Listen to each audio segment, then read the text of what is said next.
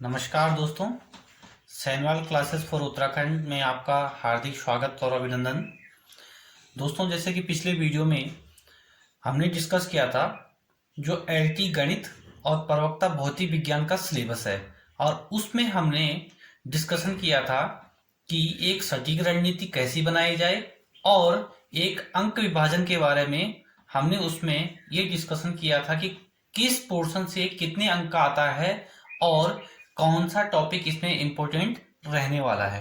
तो इसी इसी को हम आगे बढ़ाते हुए आज हम बात करते हैं जो एलटी गणित और प्रवक्ता भौतिक विज्ञान का जो सिलेबस है, उसमें जो भौतिक विज्ञान का जो टॉपिक है, एक टॉपिक हम आज लेते हैं इलेक्ट्रोस्टैटिक। ठीक है, इन स्थिर वैद्युतिकी। ठीक है दोस्तों, तो ये बहुत इंपॉर्टेंट टॉपिक है और इस क्वेश्चन से आपको जो है कभी कभी 2 या 3 क्वेश्चन या कभी कभी 1 या 2 क्वेश्चन आपको मिल जाते हैं। ठीक है दोस्तों, तो सबसे पहले हम बात करते हैं इलेक्ट्रोस्टैटिक की। तो इलेक्ट्रोस्टैटिक क्या होता है? तो जनरली इलेक्ट्रोस्टैटिक का मतलब जब कोई आवेश किसी एक जगह पे स्थिर है और हम उसकी गतिविधियों का अध्ययन करते हैं, तो भौतिक विज्ञान की उस शाखा को हम इलेक्ट्रोस्टैटिक्स या स्थिर वैद्युतिकी कहते हैं। ठीक है, इसका जो फर्स्ट टॉपिक है वो है आपका इलेक्ट्रिक चार्ज। तो यानी कि हम विद्युत आवेश के बारे में हम पहले डिस्कशन करेंगे। अब दोस्तों, आवेश क्या होता है? जनरली जैसे आपने कई व्यवहारिक उसमें आपने देखा होगा कि जब हम जो है क्या करते हैं, किसी दो वस्तुओं को आपस में रगड़ते हैं।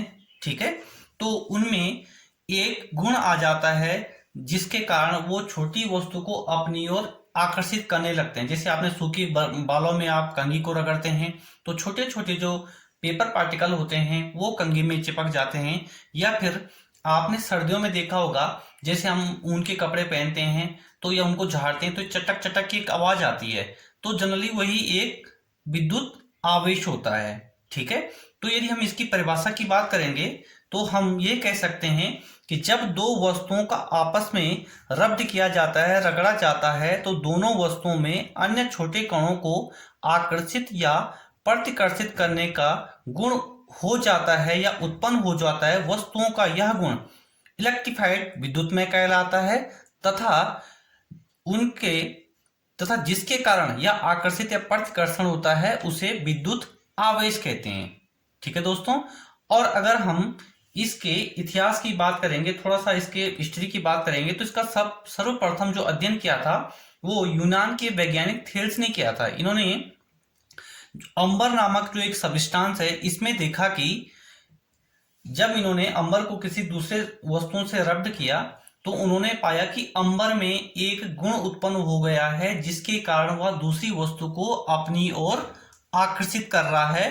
तो उन्होंने इसके बारे में बताया। ये लगभग जो है 2500 पूर्व इन्होंने किया, जो एक यूनान के दार्शनिक थे। उसके बाद फिर जो है काफी टाइम तक इस पे ध्यान नहीं दिया गया, लेकिन जैसे जैसे टाइम पीरियड आगे बढ़ता गया तो और कई साइंटिस्टों ने जो है इसमें अपना योगदान दिया। और जनरली जो हम प्रेजेंट टाइम में इलेक्ट्रिक चार्ज पढ़ते हैं, इसके बारे में जो विस्तृत अध्ययन किया है, विस्तृत व्याख्या जो दी है, वो जो है कूलाम ने दिया है। ठीक है दोस्तों, और क्योंकि अंबर जो सब्सटेंस है, अंबर नामक पदार्थ को यूनानी भाषा में इलेक्ट्रॉन कहते हैं, इसलिए हम जो है इलेक्ट्रिक चार्ज को इलेक्ट्रॉन से संबंधित करते हैं और इलेक्ट्रॉन से ही बना है इलेक्ट्रिसिटी।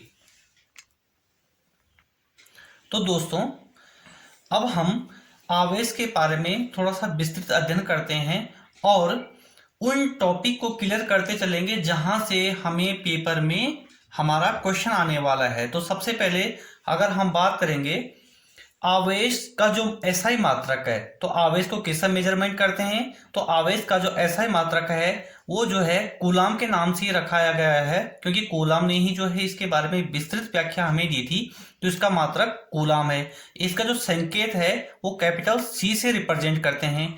और अगर इसके बीमीय सूत्र की बात करें दोस्तों, कई बार जो है इसका बीमीय सूत्र भी एक नंबर में पूछा जाता है।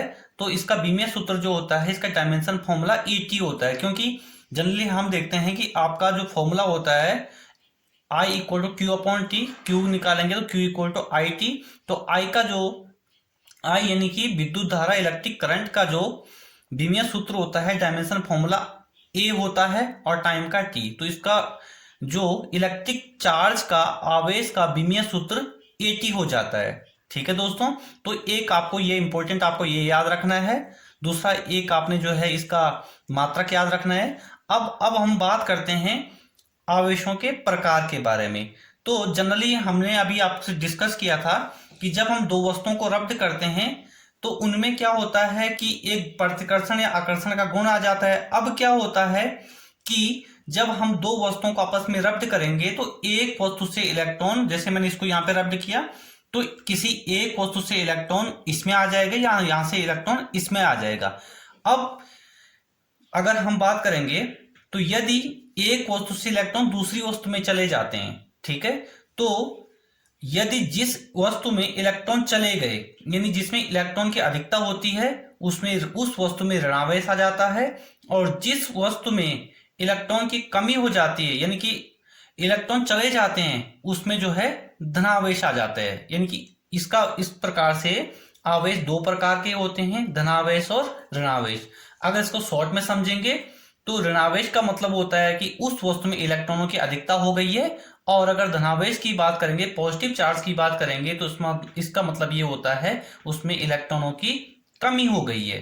ठीक है दोस्तों, और अगर हम आप थोड़ा सा बात करते हैं, कभी कभी जो है एक नंबर में या एक कभी कॉम्पिटिटिव एग्जाम में ये क्वेश्चन आ जाता है कि कोई दो वस्तुओं के नाम आपको दे दिए गए हैं और उनमें से आपको ये कहा गया है कि इन दोनों वस्तुओं को आपस में रब्द करेंगे तो किस पे कौन सा आवेश आएगा।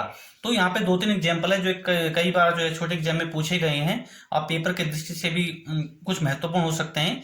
जैसे हम कांच की छड़ और सिल्क की बात करेंगे, तो जी कांच की छड़ और सिल्क को हम रब्द करेंगे तो कांच की छड़ में धनावेश आ जाता है और सिल्क में ऋणावेश आता है। इसका मतलब ये हो जाएगा कि कांच की छड़ से इलेक्ट्रॉन सिल्क में चले जाएंगे। इसी प्रकार जो है बिल्ली की खाल और इबोनाइट की छड़, अगर हम इबोनाइट की छड़ को बिल्ली की खाल पे रब्द करेंगे तो बिल्ली की खाल से इलेक्ट्रॉन निकल के इबोनाइट की छड़ में चले जाएंगे। तो बिल्ली की खाल पे पॉजिटिव चार्ज और इबोनाइट पे नेगेटिव चार्ज। इसी प्रकार से ऊनी चटाई और रबर के जूते दोनों को रब्द करेंगे तो ऊनी चटाई पे धनावेश और रबर के जूतों में ऋणावेश। तो दोस्तों अगर हम अब बात करेंगे आवेश के गुणों के बारे में, आवेश की प्रॉपर्टीज के बारे में, तो सबसे पहली प्रॉपर्टी होती है आकर्षण तथा प्रतिकर्षण। तो इसको इस प्रकार से समझेंगे, यदि दोनों आवेश समान होंगे, दोनों पॉजिटिव आवेश होंगे, पॉजिटिव चार्ज होंगे, तो वो एक दूसरे को प्रतिकर्षित करेंगे, और अगर विपरीत आवेश होंगे तो एक दूसरे को आकर्षित करेंगे। तो इसको यहां से साफ समझ सकते हैं कि समान आवेश प्रतिकर्षण और विपरीत आवेश आकर्षण। ठीक है दोस्तों, दूसरा जो प्रॉपर्टी इंपॉर्टेंट ये है विद्युत प्रेरण, इलेक्ट्रिक इंडक्शन। तो इलेक्ट्रिक इंडक्शन को मैं आपको थोड़ा सा समझा देता हूं। इलेक्ट्रिक इंडक्शन क्या होता है, मान लो हमारे पास कोई वस्तु है, ठीक है, कोई वस्तु है जो उदासीन है। उदासीन का मतलब ये हुआ कि उसमें जो है उतना ही पॉजिटिव चार्ज है उतना ही निगेटिव चार्ज, यानी कि इलेक्ट्रॉन और प्रोटॉन उसमें सेम सेम होते हैं, जनरली जैसे कोई परमाणु होता है, ठीक है। उसके पास हम किसी धनावेशित वस्तु को ले जाते हैं, उसको टच नहीं करेंगे, उसके पास ले जाएंगे, तो क्योंकि इसके जो आकर्षण और प्रतिकर्षण के गुण के कारण दूसरी वस्तु पे जो उदासीन है उसके इलेक्ट्रॉन उसके पॉजिटिव चार्ज की तरफ अपनी ओर आकर्षित होने लगते हैं। इस तरह से इस वस्तु में सिर्फ इसकी प्रेजेंट के कारण, इसकी उपस्थिति के कारण ही इसमें जो एक आवेश प्रेरित होने लगता है। इस घटना को विद्युत प्रेरण कहते हैं। ठीक है, अब इसको अगर हम इसकी परिभाषा समझेंगे तो हम ये कह सकते हैं किसी चालक वस्तु पर किसी अन्य आवेशित वस्तु की केवल उपस्थिति के कारण ही आवेश के प्रेरित होने की घटना विद्युत प्रेरण या इलेक्ट्रिक इंडक्शन कहलाता है। ठीक है, ये बहुत इंपॉर्टेंट है, कई बार ये पूछा जाता है। उसके बाद नेक्स्ट जो प्रॉपर्टी होती है वो है आपका आवेश का संरक्षण। आवेश का संरक्षण, conservation of charge. It means आवेश को, चार्ज को न हम उत्पन्न कर सकते हैं न नष्ट कर सकते हैं, तो ये प्रॉपर्टी उसकी आवेश का संरक्षण कहलाता है।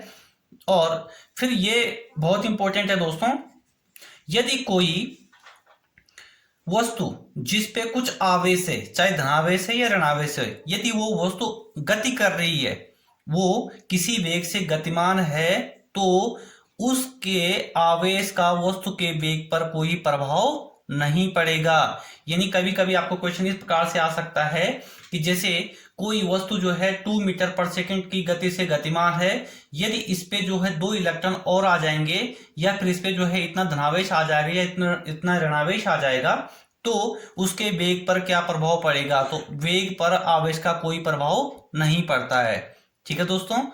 और उसकी नेक्स्ट प्रॉपर्टी होती है आवेश की क्वांटम प्रकृति, क्वांटम नेचर ऑफ चार्ज। ठीक है दोस्तों, ये बहुत ही इंपॉर्टेंट है।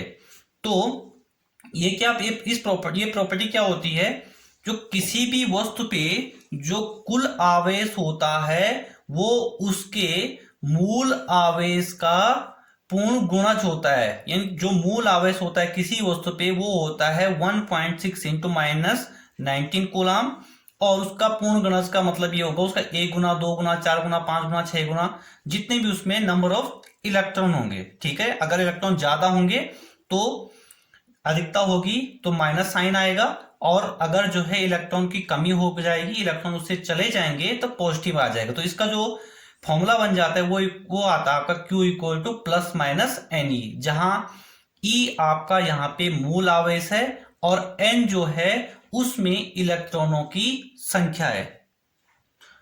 तो दोस्तों आगे हम पढ़ेंगे कुछ इंपॉर्टेंट नोट होते हैं, इंपॉर्टेंट फैक्ट जो होते हैं, जैसे क्वार्क पदार्थ की रचना करने वाले मूल तत्व हैं। तो अनेक मूल कणों की खोज के पश्चात यह विचार किया गया कि इतने अधिक कण पदार्थ की रचना करने वाले मूल कण नहीं हो सकते। ग्लेमैन तथा ज़्विग ने सोचा कि सभी मूल कण 3 कणों से मिलकर बने होते हैं और इन 3 कणों को क्वार्क कहते हैं। तो मतलब ये जो दो साइंटिस्ट थे, एक का नाम था ग्लेमैन और दूसरा था ज़्विग, तो उन्होंने जो है क्वार्क के बारे में बताया कि जो छोटे छोटे जो मूल कणों की रचना करते हैं उन्हें क्वार्क कहते हैं, और इन पे जो आवेश होता है वो भिन्नात्मक आवेश होता है। ठीक है, ये 3 कण होते हैं, एक up quark, down quark and strange quark. ठीक है, तो इनमें चार्ज होता है। तो जो अप क्वार्क होता है उसका जो आवेश होता है +2/3 E। डाउन क्वार्क जो होता है इसको D से रिप्रेजेंट करते हैं, इस पे जो आवेश होता है, चार्ज होता है -1/3E। और स्ट्रेन जो क्वार्क होता है उस पे जो है -1/3E। कभी कभी पेपर में आपके पास क्वेश्चन ऐसे आ सकता है कि अब क्वार्क पे जो है कुल आवेश कितना होगा, 2/3 इंटू E। अगर आपको जो न्यूमेरिकल बेस्ड आता है तो फिर आपको 1.6 10⁻⁻19 से आपको मल्टीप्लाई करना पड़ेगा, या फिर जनरली इनमें से कोई एक क्वेश्चन आपके पास आ सकता है। ठीक है दोस्तों, और अब हम बात करते हैं जो हमारे मूल कण होते हैं, जो परमाणु में जो इलेक्ट्रॉन, प्रोटॉन और न्यूट्रॉन होते हैं, तो उनपे कितना द्रव्यमान होता है और कितना आवेश होता है। ये आपके न्यूमेरिकली बेस्ड भी आपको ये वैल्यू को आपको जो है याद करना पड़ेगा। ठीक है, तो सबसे पहले हम बात करते हैं इलेक्ट्रॉन के बारे में। तो इलेक्ट्रॉन का जो द्रव्यमान होता है वो 9.1 इंटू 10⁻31 kg, और अगर आवेश की बात करेंगे तो चार्ज जो होता है -1.6 इंटू 10⁻19 कूलाम होता है, क्योंकि इलेक्ट्रॉन पे नेगेटिव चार्ज होता है, यहाँ पे नेगेटिव साइन है। अगर हम बात करेंगे प्रोटॉन की, तो प्रोटॉन का जो द्रव्यमान होता है वो 1.67 इंटू 10⁻27 kg होता है। तो और आवेश भी इसमें इलेक्ट्रॉन के बराबर ही सेम होता है, परंतु इसमें धनावेश होता है। अगर अब हम बात करेंगे न्यूट्रॉन के बारे में, जो कि परमाणु के नाभिक में होता है, इसका द्रव्यमान प्रोटॉन के द्रव्यमान के बराबर ही होता है 1.67 इंटू 10⁻27 kg। लेकिन अगर आवेश की बात करेंगे तो प्रोटॉन पे कोई भी आवेश नहीं होता है, इट मीन्स इसमें जो है शून्य आवेश होता है। अर्थात कभी कभी आपके पास ऐसा आ सकता है कि इलेक्ट्रॉन या न्यूट्रॉन पे क्रमशः आवेश होता है, तो आपके पास ऑप्शन आ सकता है धनावेश होता है, ऋणावेश होता है, या कोई आवेश नहीं होता है, या दोनों में कोई आवेश नहीं होता है। तो इस प्रकार से आप इन तीनों को समझिएगा, कोई एक क्वेश्चन आपका यहां से बन सकता है। दोस्तों, तो हमने आवेश की प्रॉपर्टी के बारे में अभी बात की थी। तो कुछ इंपॉर्टेंट क्वेश्चन हम करते हैं जो कि बहुत ही इंपॉर्टेंट हैं, और एक ना एक क्वेश्चन आपको यहां से जरूर मिलता है न्यूमेरिकल बेस्ड। तो क्वांटाइजेशन यानी आवेश के क्वांटम की हमने बात की थी, Q equal two plus minus any फॉर्मूले थे। तो इस पे जनरली क्वेश्चन होते हैं, जैसे ये क्वेश्चन आप यहाँ पे देख रहे होंगे, क्वेश्चन नंबर 1, ये देखेंगे, ध्यान से देखेंगे। एक कूलाम आवेश में कितने इलेक्ट्रॉन होते हैं? How many electron in 1 coulomb charge? ये क्वेश्चन बहुत बार पूछा गया है। तो अगर इसको हम सॉल्व करेंगे तो देखो, आपको जो है इसमें आपको दिया है 1 coulomb, it means capital Q जो दिया है वो 1 कूलाम है, और E जो मूल आवेश होता है वो मैंने अभी आपको बताया था कितना होता है, 1.6 into 10 to power minus 90 coulomb. तो हमें इसमें निकालने हैं कितने इलेक्ट्रॉन, इट मींस इसमें हमें जो है n की वैल्यू फाइंड आउट करनी है। तो n equal to Q upon E, हम इसमें वैल्यू पुट करेंगे। तो Q की वैल्यू 1 कूलाम हमने यहां पुट की, और E की वैल्यू हमने यहां पुट की 1 upon 1.6 into 10 to power minus 19 coulomb. Coulomb से कूलाम कैंसिल आउट हो गया। इसको सॉल्व करेंगे तो यहां से हमने क्या किया, डेसिमल को हटाया, 0 आ जाएगा। इसको आप सॉल्व किसी भी तरीके से करते तो 5/8 इंटू पावर माइनस 19, और अब आप इसको सॉल्व करेंगे तो आपका जो वैल्यू आ जाएगी 0.625 इंटू 10 टू पावर माइनस 19। अब क्योंकि हमें पूछा है हाउ मेनी इलेक्ट्रॉन, इलेक्ट्रॉन पूछे हैं तो हम 0 पॉइंट में तो नहीं बता सकते, तो हमें क्या करना पड़ेगा, कोई एक नंबर दिखाना पड़ेगा पहले। तो हमने क्या किया, पॉइंट को यहां से मैं यहां ले जाता हूं। तो जब मैं पॉइंट को जो है लेफ्ट से राइट ले जाता हूं तो 10 की पावर जो है डिक्रीज हो जाएगी। तो जो n की वैल्यू हमारी सॉर्ट आउट करके आ जाएगी 6.25 इंटू 10 टू पावर 18। तो इसको आपने याद भी रखना है, कई बार आ जाता है कि एक कूलाम आवेश में कितने इलेक्ट्रॉन होते हैं। तो एक कूलाम आवेश में 6.25 इंटू 10 टू पावर 18 इलेक्ट्रॉन होते हैं। दोस्तों, अब अगर हम एक नेक्स्ट क्वेश्चन की बात करेंगे तो नेक्स्ट क्वेश्चन ध्यान से देखेंगे। एक चालक पर 2.4 into 10 to power minus 18 coulomb का धनावेश है। इस चालक पर कितने इलेक्ट्रॉनों की कमी या अधिकता है? यानी कोई एक सब्सटेंस है, कोई एक जो है कंडक्टर है, उस पे जो है कुछ आवेश है, और कैसा आवेश है, धनावेश है। तो उस पे कितने इलेक्ट्रॉन की कमी होगी या अधिकता होगी?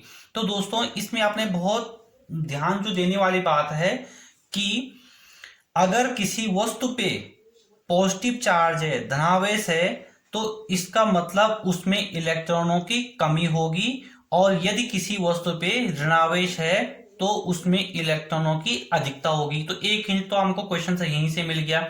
जैसे इस प्रकार आप क्वेश्चन में देख रहे होंगे, उसमें क्या, कैसा आवेश है, वस्तु पे धनावेश है, इसका मतलब इस वस्तु में क्या होगी, इलेक्ट्रॉनों की कमी होगी। आधा आंसर तो हमें यहां से मिल गया।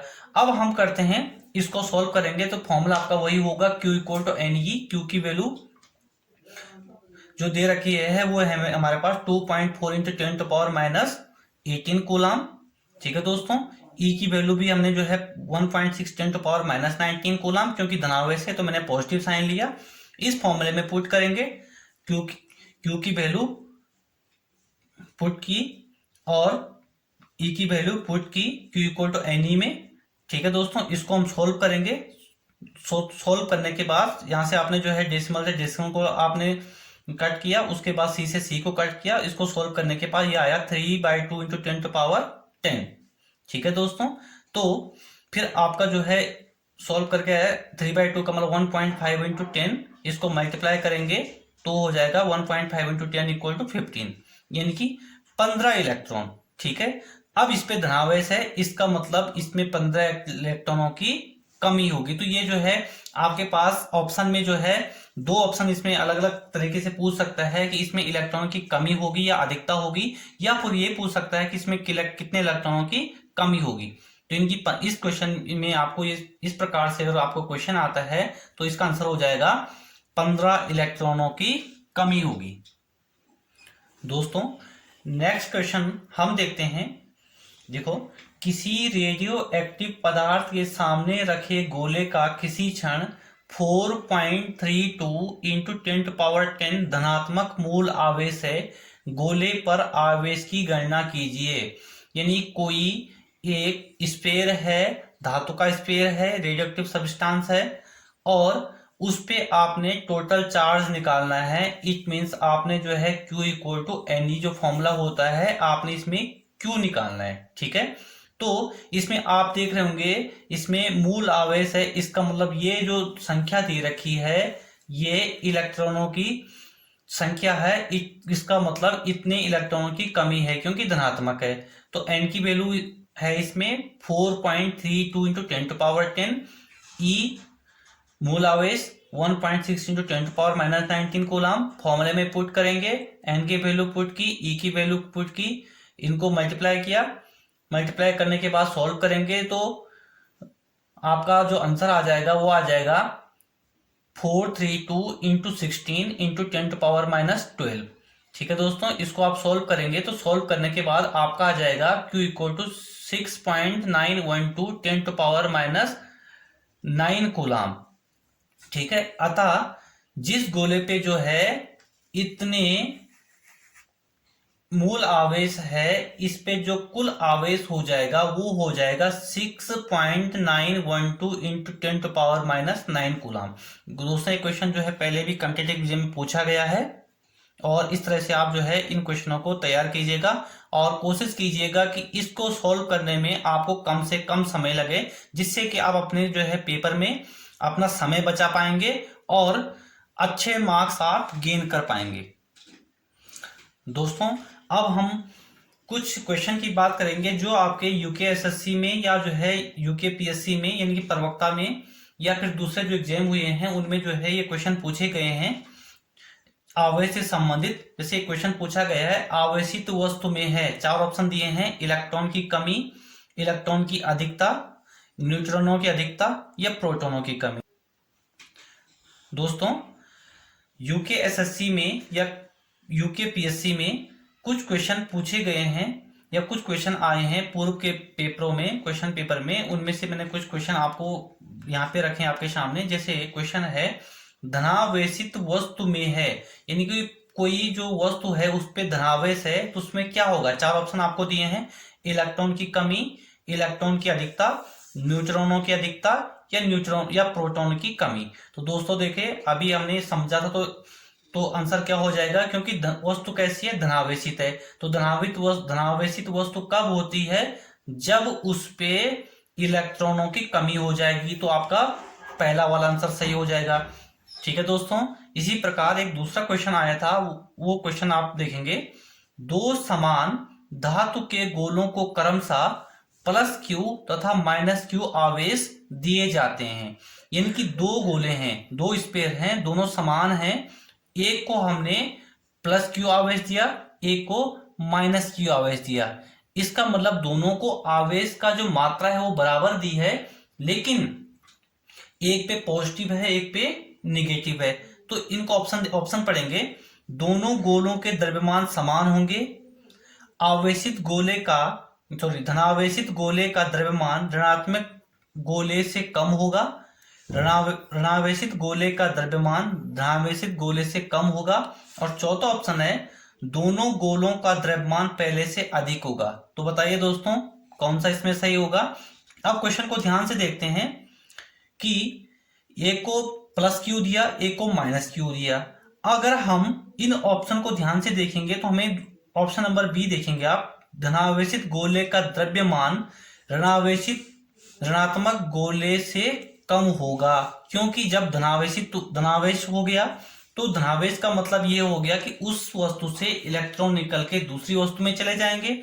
जब एक वस्तु से इलेक्ट्रॉन निकलेंगे, क्योंकि इलेक्ट्रॉन में क्या होता है, कुछ द्रव्यमान, जैसे मैं अभी पहले बात की थी, कितना होता है 9.1 इंटू 10⁻−31 kg, यानी कि एक।